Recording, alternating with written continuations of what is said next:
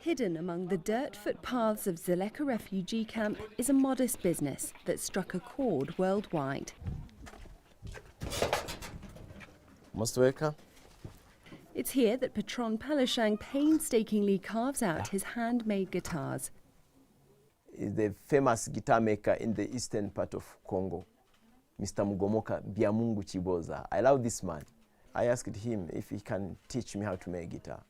I could manage to make my guitar within a year because of the difficulties that I went through here in the camp, and poverty and lack of means and whatever. I started making guitars. Patron has lived here since he fled conflict in the Eastern Democratic Republic of Congo 9 years ago. He was eventually reunited with his wife and 2 daughters.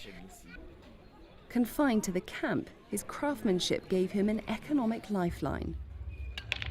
Apart from being my passion, it's also a thing that's helping me to feed my family. Outside of Africa, more than 20 or 25 guitars I ever sold.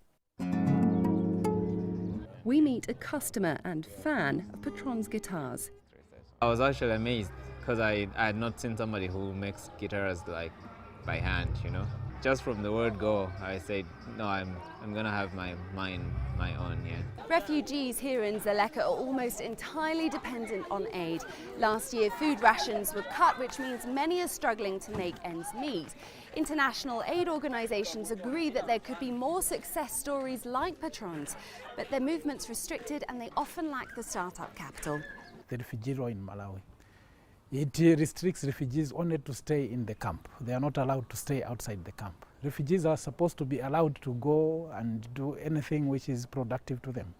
It makes me feel like I'm not worthy to live because other people have right to go wherever they want in the same country, even outside of the country. But for me, as a refugee here, I don't have that right. My hope is to have a very big company outside of Malawi, and even in Malawi, where I can employ at least 500 people.